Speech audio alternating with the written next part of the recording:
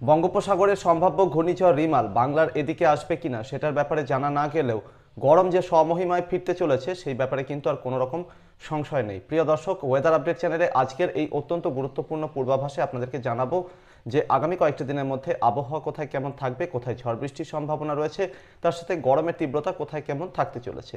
এর সাথে ঘূর্ণিঝড় রিমাল নিয়ে সর্বশেষ যে ইঙ্গিত রয়েছে সেই ব্যাপারেও কিন্তু জানাবো। প্রিয় দর্শক, আজ হলো মে মাসের 15 তারিখ, বুধবার, সাল 2024। আজকে সকালে সর্বশেষ উপগ্রহ চিত্রের কথা যদি বলি তাহলে কিন্তু পূর্ব ভারতের দিকে বাংলাদেশ সহ উত্তর পূর্ব ভারতের বেশিরভাগ এলাকাতে আকাশ মোটের উপর পরিষ্কার রয়েছে। অন্যদিকে ভারতবর্ষের পশ্চিম উত্তর দিকেও কিন্তু বেশিরভাগ এলাকাতে আকাশ পরিষ্কার রয়েছে। ছত্তিশগড় এবং তার আশেপাশের কিছু এলাকায় টুকরো টুকরো মেঘপুঞ্জ দেখা যাচ্ছে। তো এই মুহূর্তে যে ওয়েদার সিস্টেম অ্যাক্টিভ রয়েছে, উত্তর বঙ্গোপসাগরে অ্যান্টিসাইক্লোনটি খানিকটা শক্তি বৃদ্ধি করেছে। এই অ্যান্টিসাইক্লোনের সৌজন্যে গাঙ্গেয় দক্ষিণবঙ্গের যে বাংলাদেশ ঘেঁষা জেলাগুলো রয়েছে, উত্তর দক্ষিণ 24 পরগনা, সেই সাথে শহর কলকাতা, হাওড়া, হুগলি, নদিয়া, এই জেলাগুলোতে কিন্তু বঙ্গোপসাগরের আর্দ্রতাপূর্ণ হাওয়া প্রবেশ করছে। তার সাথে পূর্ব মেদিনীপুর এবং আশেপাশের এলাকাতেও আর্দ্রতাপূর্ণ হাওয়া প্রবেশ করছে। বাংলাদেশের সর্বত্রই বঙ্গোপসাগরের দিক থেকে আর্দ্রতাপূর্ণ হাওয়া প্রবেশ করছে। ত্রিপুরা, আসামেও কিন্তু এই একই হাওয়ার প্রভাব লক্ষ্য করা যাচ্ছে। এদিকে পশ্চিম এবং উত্তর পশ্চিমের দিক থেকে কিন্তু গরম শুকনো হাওয়ার প্রভাব বাড়তে শুরু করেছে। প্রথমে ভারতের রাজধানী দিল্লি এবং তার পার্শ্ববর্তী এলাকার বাসিন্দাদের জন্য, সেই সাথে রাজস্থান, অন্যদিকে আশেপাশের যে এলাকাগুলো রয়েছে এই এলাকার বাসিন্দাদের জন্য একটা সতর্কবার্তা দিয়ে রাখতে চাইব। পরবর্তী 10 দিনে কিন্তু এই এলাকাগুলোতে গরমের অনেক রেকর্ড ভেঙে যাবে, যার মধ্যে গুজরাট, রাজস্থান, পাঞ্জাব, হরিয়ানা, ভারতের রাজধানী দিল্লি, উত্তরপ্রদেশ, মধ্যপ্রদেশের উত্তরাঞ্চল, এই এলাকাগুলো কিন্তু রয়েছে। ভারতের রাজধানী দিল্লিতে আগামী 3-4 দিনের মধ্যে দুপুরে সর্বোচ্চ তাপমাত্রা 45 থেকে 47 ডিগ্রি সেলসিয়াসের আশেপাশে রেকর্ড করা যেতে পারে। তো এতটাই খারাপ পরিস্থিতি কিন্তু তৈরি হতে চলেছে উত্তর ভারত এবং উত্তর পশ্চিম ভারতের দিকে। সেই সাথে পাকিস্তানের অবস্থাও কিন্তু যথেষ্ট খারাপ, সেখানে প্রায় কোথাও কোথাও 48 বা 49 ডিগ্রি সেলসিয়াসের আশেপাশে তাপমাত্রা আগামী 3-4 দিনের মধ্যে রেকর্ড করা যাবে। তবে উত্তর ভারত এবং উত্তর পশ্চিম ভারতে এই যে হিট ওয়েভের স্পেল, এই যে তাপপ্রবাহের পর্ব, এটা কিন্তু বেশ কয়েকটা দিন কন্টিনিউ করবে, অন্ততপক্ষে 8 থেকে 10 দিন কিন্তু এখানে কন্টিনিউ করার আশঙ্কা রয়েছে। এই পশ্চিমের যে হিট ওয়েভের প্রভাব, উত্তর পশ্চিম এবং পশ্চিমের সেই হিট ওয়েভের প্রভাব কিন্তু এবার পূর্ব ভারতের দিকেও একটু একটু করে অগ্রসর হতে দেখা যাবে। ইতিমধ্যে গতকাল মে মাসের 14 তারিখ মঙ্গলবারে কিন্তু বিভিন্ন এলাকাতে তাপমাত্রা বাড়তে দেখা গেছে, চড়া রোদের দাপট লক্ষ্য করা গেছে। সেই সাথে কোথাও কোথাও কিন্তু আর্দ্রতাপূর্ণ হাওয়ার প্রভাবে দরদরিয়ে সাধারণ মানুষ ঘেমেছেন, এই অবস্থাও কিন্তু ছিল। গতকাল শহর কলকাতার আলিপুরে তাপমাত্রা ছিল 35 ডিগ্রি সেলসিয়াস, তবে ফিলস লাইক বা তাপমাত্রার যে অনুভূতি সেটা কিন্তু অনেক বেশি, 45 থেকে 46 ডিগ্রি সেলসিয়াস পর্যন্ত উঠে গিয়েছিল। তবে শহর কলকাতার উপকণ্ঠে দমদমে তাপমাত্রা ছিল 36 ডিগ্রি সেলসিয়াস, মুর্শিদাবাদ শহর, পানাগড়, পুরুলিয়া সর্বত্রই কিন্তু 38 ডিগ্রি সেলসিয়াসের উপরে তাপমাত্রা রেকর্ড করা হয়েছে। নদিয়ার কৃষ্ণনগর ছিল 36 ডিগ্রি সেলসিয়াসের বেশি তাপমাত্রা, এবং সেই সাথে বর্ধমান সদর শহরে ছিল 37 ডিগ্রি সেলসিয়াস মতো তাপমাত্রা। এই তাপমাত্রা কিন্তু এবার আস্তে আস্তে আরও বাড়বে। আজকে যেটা আশঙ্কা রয়েছে যে পশ্চিমাঞ্চলের বিভিন্ন জেলা, পুরুলিয়া, বাঁকুড়া, পশ্চিম বর্ধমান, সেই সাথে বীরভূম, অন্যদিকে এর আশেপাশের কিছু এলাকা, এই এলাকাগুলোতে কিন্তু আজ 15ই মে দুপুরবেলাতে সর্বোচ্চ তাপমাত্রা মোটামুটি 39 বা 40 ডিগ্রি সেলসিয়াসের আশেপাশে রেকর্ড করা হবে। বাকি জেলাগুলোতে কিন্তু আজ মোটামুটি 35 থেকে 39 ডিগ্রি সেলসিয়াসের মধ্যে তাপমাত্রা রেকর্ড করা যেতে পারে। পশ্চিমের এই যে জেলাগুলো রয়েছে এখানে কিন্তু উত্তর পশ্চিমের দিক থেকে বয়ে আসা গরম শুকনো হওয়ার প্রভাব আগামী কয়েকটা দিনে আরও বাড়বে। ফলে ঝাড়খণ্ডের সর্বত্রই কিন্তু আগামীকাল থেকে উল্লেখযোগ্যভাবে তাপমাত্রা বাড়বে। আজকের তুলনায় ঝাড়খণ্ডে আগামী কিন্তু এক ধাক্কায় 2 থেকে 3 ডিগ্রি সেলসিয়াস পর্যন্ত তাপমাত্রা বাড়তে পারে। বিহারের দক্ষিণের যে এলাকাগুলো রয়েছে, পাটনা, জাহানাবাদ, সেই সাথে মোহানিয়া, সাসারাম, গয়া এবং সেই সাথে শেখপুরা, জামুই, ভাগলপুর, বাঁকা, এই যে সমস্ত এলাকাগুলো রয়েছে এখানেও কিন্তু একইভাবে হিটওয়েভ বা তাপপ্রবাহের প্রভাব পড়বে। অন্যদিকে বিহারের উত্তর দিকের এলাকাগুলোতে বঙ্গোপসাগরের আর্দ্রতাপূর্ণ হাওয়া পরবর্তী সময়ে প্রভাব দেখাবে এবং এখানে কিন্তু হিটওয়েভের তীব্রতা কম থাকার সম্ভাবনা রয়েছে। তবে ঝাড়খণ্ডের বেশিরভাগ এলাকাতে প্রবল দাবদাহ চলবে। ওড়িশার উত্তরাঞ্চলের ঝাড়খণ্ড ঘেঁষা এলাকাগুলোতেও কিন্তু এবার হিটওয়েভের প্রভাব আস্তে আস্তে টের পাওয়া যাবে। আগামীকাল থেকে যেরকম ধাপে ধাপে তাপমাত্রা বাড়বে সর্বত্রই, বিহার, ঝাড়খণ্ড, ওড়িশা, পশ্চিমবঙ্গের বিভিন্ন এলাকায়, সেই সাথে কিন্তু পাল্লা দিয়ে বাংলাদেশ, ত্রিপুরা, আসামের বিভিন্ন এলাকা এবং উত্তরবঙ্গের বিভিন্ন জেলাতেও কিন্তু তাপমাত্রা বাড়বে। আগামীকাল থেকে পরবর্তী 2 বা 3 দিনের মধ্যে উত্তরবঙ্গের মালদা জেলা, দক্ষিণ দিনাজপুর জেলা এবং উত্তর দিনাজপুর জেলা সর্বত্রই উল্লেখযোগ্যভাবে তাপমাত্রা বাড়বে। মালদা জেলাতে কিন্তু 40 ডিগ্রি সেলসিয়াসের উপরেও তাপমাত্রা রেকর্ড করা যেতে পারে। দক্ষিণ দিনাজপুরের ক্ষেত্রেও এই একই হাল হতে পারে এবং 48 ঘন্টা পরে কিন্তু গাঙ্গেয় দক্ষিণবঙ্গের পশ্চিমে জেলাগুলোর অবস্থা যথেষ্ট খারাপ হতে পারে শুকনো গরম বা লুয়ের দাপটে। সেক্ষেত্রে পুরুলিয়া, বাঁকুড়া, পশ্চিম মেদিনীপুর এবং ঝাড়গ্রামের একাংশ, সেই সাথে পশ্চিম বর্ধমান, বীরভূম এবং মুর্শিদাবাদ জেলার জঙ্গিপুর, বহরমপুর শহর, এই সমস্ত যে এলাকাগুলো রয়েছে, অর্থাৎ মুর্শিদাবাদ জেলার পশ্চিম দিকের এলাকাতে, তো এই এলাকাতে কিন্তু পরিস্থিতি যথেষ্ট খারাপ হবে এবং এখানে কিন্তু 48 ঘন্টা পর থেকে দুপুরে সর্বোচ্চ তাপমাত্রা 40 বা 41 ডিগ্রি সেলসিয়াসের উপরে পৌঁছে যাবে, কোথাও কোথাও 42-43 ডিগ্রিতেও পৌঁছে যেতে পারে।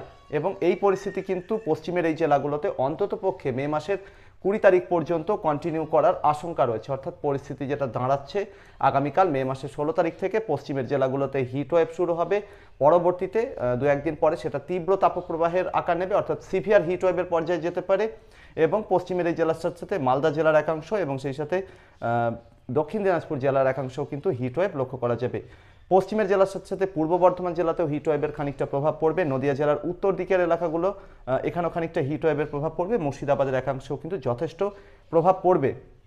শহর কলকাতা, উত্তর দক্ষিণ 24 পরগনা, হাওড়া, হুগলি, নদিয়া জেলার দক্ষিণ ভাগের কল্যাণী শহর এবং তার আশেপাশে এলাকাগুলো, এই এলাকাগুলো, সেই সাথে পূর্ব মেদিনীপুর জেলার বেশিরভাগ এলাকায় এখানে কিন্তু হিট ওয়েভের প্রভাব পড়বে না বলেই মনে হচ্ছে। তবে হিট ওয়েভের একটা পরোক্ষ প্রভাব এই জেলাগুলোর উপর থাকবে। তার সাথে বঙ্গোপসাগরের অতিরিক্ত আর্দ্রতার জন্য কিন্তু এই এলাকাগুলোতে ফিলস লাইক টেম্পারেচার, স্বাভাবিক যে তাপমাত্রা যেটা রেকর্ড করা হবে তার তুলনায় কিন্তু অনেক বেশি থাকবে। ফলে এই এলাকাগুলোতেও কিন্তু পশ্চিমের জেলাগুলোর মতোই যথেষ্ট গরম থাকবে। তবে পশ্চিমের জেলা এবং উত্তর দিকের কিছু জেলাতে, মালদা এবং দক্ষিণ দিনাজপুর, এই জেলাগুলোতে শুকনো চরিত্রের গরম, আর বাকি দক্ষিণবঙ্গের জেলাগুলোতে কিন্তু ঘরমাক্ত বা ঘামের যে গরম সেটা লক্ষ্য করা যাবে।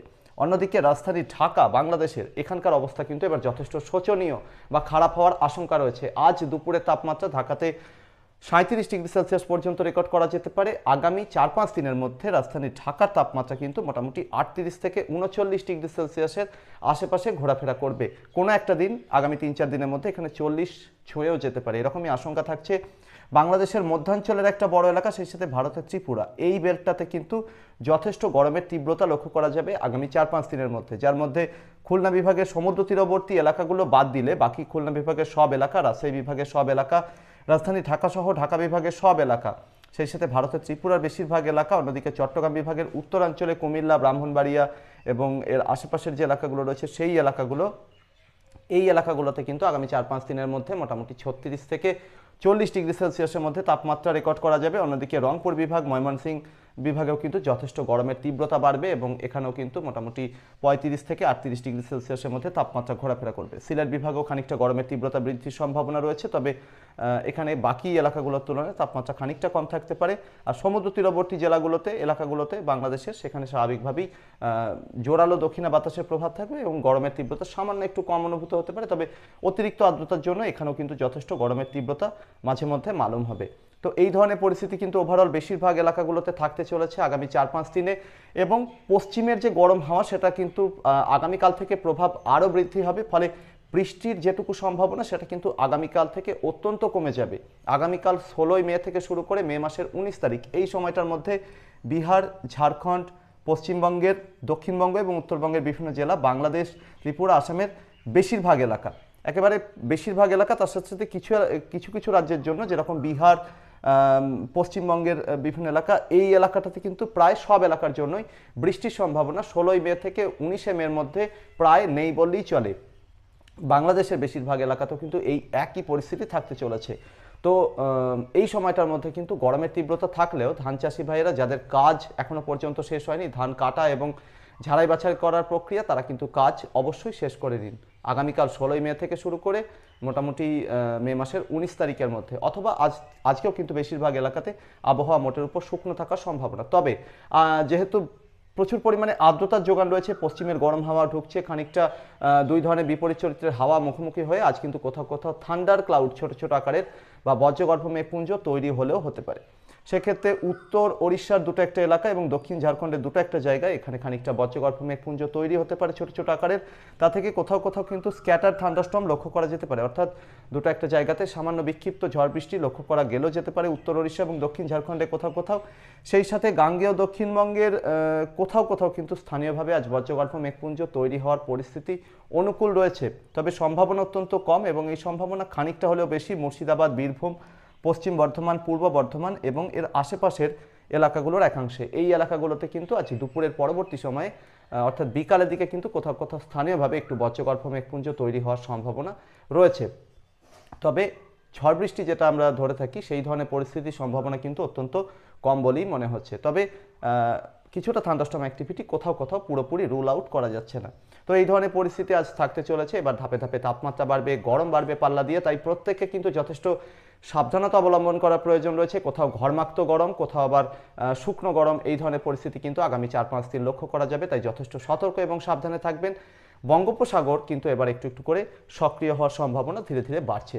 যদিও বিভিন্ন ওয়েদার মডেলে ইন্ডিকেশন রয়েছে যে মে মাসের 20 বা 21 তারিখের পর আন্দামান নিকোবর দ্বীপপুঞ্জের আশেপাশে কোথাও একটা ঘূর্ণাবর্ত তৈরি হতে পারে। সেই ঘূর্ণাবর্তটি ধীরে ধীরে ইন্টেন্সিফাই করতে পারে, অর্থাৎ শক্তি বৃদ্ধি করতে পারে। বঙ্গোপসাগরে বেশিরভাগ এলাকাতে 29 থেকে 30 ডিগ্রি সেলসিয়াসের আশেপাশে এই সময় টেম্পারেচার রয়েছে, অর্থাৎ সি সারফেস টেম্পারেচার। তো বিভিন্ন ওয়েদার মডেল, যার মধ্যে নামকরা ওয়েদার মডেল ইসিএমডব্লিউ অর্থাৎ ইউরোপিয়ান যে ওয়েদার মডেল রয়েছে, তাদের সর্বশেষ ইন্ডিকেশন রয়েছে আন্দামান নিকোবর দ্বীপপুঞ্জের আশেপাশে সিস্টেমটি তৈরি হয়ে তারপর সেটা কিন্তু উত্তর দিকে অগ্রসর হতে পারে, অর্থাৎ মায়ানমারের উপর দিয়ে কিন্তু অগ্রসর হতে পারে।